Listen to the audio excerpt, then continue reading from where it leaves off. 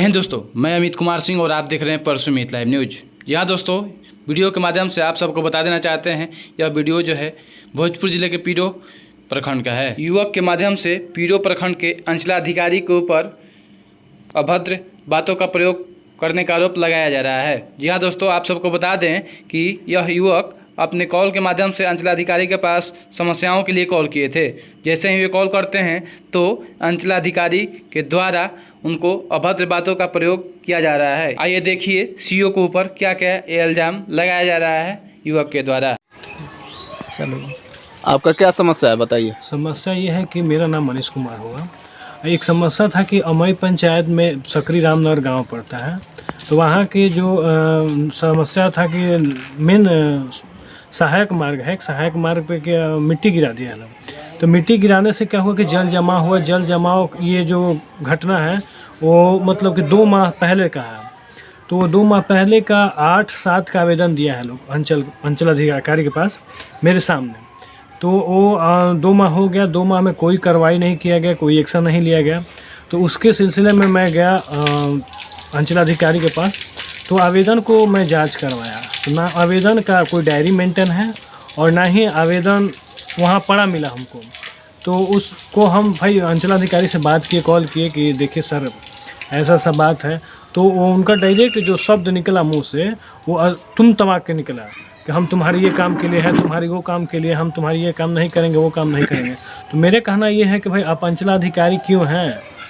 आप समस्या सुनने के लिए है ना, ठीक है। आपको समस्या सुनने में या फिर काम करने में दे रहे हो। हम तो जानना ये चाहते हैं कि भाई आवेदन कार्यालय से कैसे गायब हो सकता है। मेन बात ये है कि आवेदन कार्यालय से कैसे गायब हो सकता है। ना उसका कोई डायरी मेंटेन है, ना मेरे पास रिसीविंग था तो हम रिसीविंग दिखाएं उनको कि देखिए मेरे पास रिसीविंग है, लेकिन फिर भी कोई सुनवाई नहीं हुआ। आज गए थे हम एसडीओ मैडम के पास, उन सीओ के खिलाफ़ हम आवेदन भी दिए हैं, उनको शिकायत किए हैं कि इनका जो बोलचाल की भाषा है, बोलचाल की शैली है, वो बेहद ही शर्मिंदगी है, एकदम शर्मिंदागंध है। तो हम जाके आवेदन दिए और वो बोले कि ठीक है, इस पर कार्रवाई किया जाएगा। समस्या है कि मान लीजिए कि ये घटना मेरे साथ हो रहा है और लोग भी हैं, उन लोग के साथ भी हो रहा होगा, तो कोई बस फ़ोन काट के। आपका कहना यही है ना कि जा रहे हैं तो कोई रिस्पांस नहीं मिल रहा है? हाँ, मेरा कहना ये है कि ठीक है हम गए, उसको उस तरीके से ट्रीट करना चाहिए था कि ठीक है भाई नहीं हुआ, या फिर किसी काम में हम फंसे थे, उलझे थे, हम इस सप्ताह में या फिर अगले सप्ताह में फ्री होकर जाके घटनास्थल को देखते हैं, उसके जायजा लेते हैं, उसका समस्या का समाधान करेंगे। लेकिन सीओ साहब का बोलने का तरीका ये नहीं रहा कि मैं तुम्हारे इस काम के लिए, उस काम के लिए। तो भाई किस काम के लिए है? जब आपको ड्यूटी नहीं करना है तब जॉब छोड़ दीजिए, इस्तीफा दे दीजिए। क्या नाम है उनका? सीओ साहब को तो नाम तो नहीं पता है, हम व्यक्तिगत मुलाकात नहीं हुआ है उनसे, पहली बार मुलाकात थी मेरी, वो भी कॉल के माध्यम से। पीरो का है ना? हाँ, पीरो का अंचलाधिकारी है। तो उनके ऊपर आप खिलाफ में कहीं नहीं गए? उनके खिलाफ में आज गए थे एसडीओ मैडम के पास।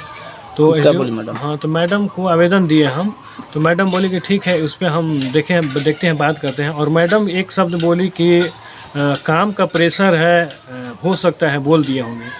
तो मैडम आप ये बात बोलकर उस पदाधिकारी को आप बढ़ावा दे रही हैं। बिल्कुल, मेरे ख्याल से आप उस पदाधिकारी को बढ़ावा दे रही हैं, इसलिए कि उसका फिर मनोबल बढ़ेगा। फिर आम ग्रामीण जनता के लिए जिसके पास मतलब बोलने समझने और का अधिकार नहीं होगा, तो फिर दुबक पड़ के निकल जाएगा। तो फिर आप इसके लिए क्या चाहते हैं? इसके लिए हम ये चाहते हैं कि पहले सीओ साहब से मिलना चाहते हैं व्यक्तिगत, और उनसे माफ़ी मांगना चाहते हैं, और आगे भी किसी के साथ ऐसा घटना ना हो कि वो किसी को ऊंचे आवाज़ में या फिर तुम तमा करके बात करें।